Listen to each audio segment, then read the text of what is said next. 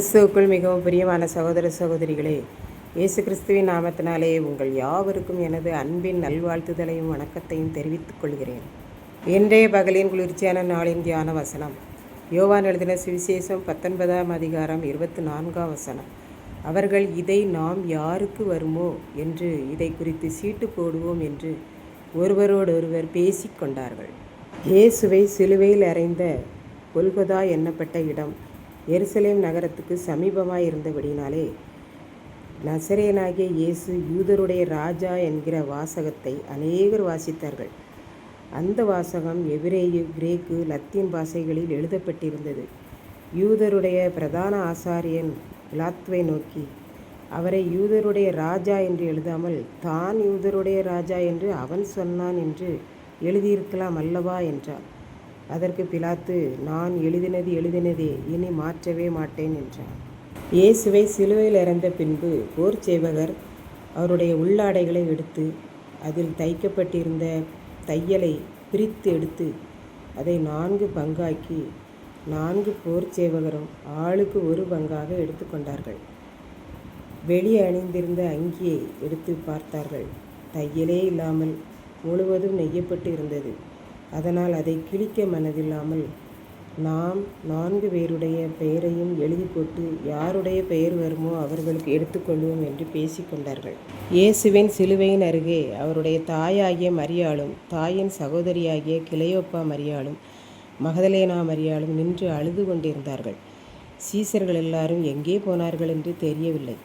ஆனால் இந்த பெண் இயேசுவின் அங்கி அவ்வளவு விசேஷித்ததாயிருந்தது. ஏனென்றால் அது தைக்கப்படவில்லை, வெட்டப்படவில்லை, அப்படியே இயேசுவின் உடம்பை அளவெடுத்து நெய்யப்பட்டதாயிருந்தது என்று போடப்பட்டிருக்கிறது. ஆகவே அந்த 4 போர் சேவகரும் சீட்டு யார் பேருக்கு வருகிறதோ அவர்கள் எடுத்துக்கொள்ளலாம் என்று காத்திருந்தார்கள் என்று பார்க்கின்றோம். பழைய ஏற்பாட்டில் தாவீது ராஜா சங்கீதத்திலே, என் வஸ்திரங்களை தங்களுக்குள்ளே பங்கிட்டு என் உடையின் பேரில் சீட்டு போட்டார்கள் என்கிற வேத வாக்கியம் நிறைவேறிற்று. இப்படித்தான் ஒரு ஊரில் ஆலயம் கட்டினார்கள். அதற்காக பணம் தேவைப்படுகிறதுனாலே ஒரு டிவியை ஒருவர் வாங்கி கொடுத்தார். அதற்காக ஒரு நபருக்கு 1000 வீதம் 1000 பேர் அந்த டிவி பரிசு சீட்டு எழுதினார்கள். 1000 பேரிடமும் 1000 ரூபாயாக 1 கோடி ரூபாய் பிரிக்கப்பட்டது. இறுதியாக 1000 பேருடைய பெயரும் சிறிய தாளில் எழுதி உருட்டி 1000 சீட்டு போடப்பட்டது. மொத்தமாக ஒரு டப்பாவில் போடப்பட்டு நன்றாக குலுக்கி கீழே கொட்டப்பட்டது.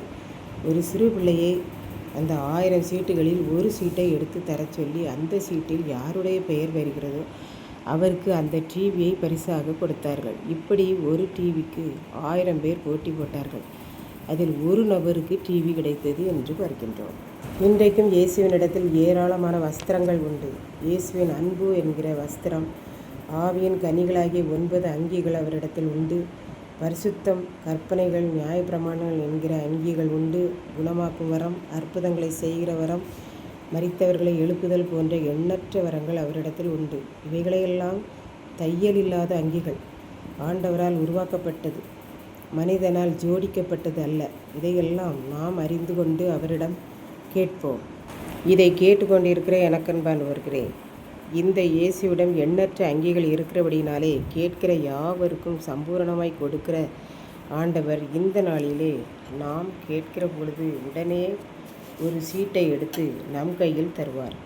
அதில் எழுதப்பட்டிருக்கிற ஆண்டவரின் ஆசீர்வாதமான அங்கி தையல் இல்லாதபடினாலே என்றென்றைக்கும் கிழியாத அளவுக்கு அந்த அங்கி நம்மோடு நிலைத்து நிற்கிறது.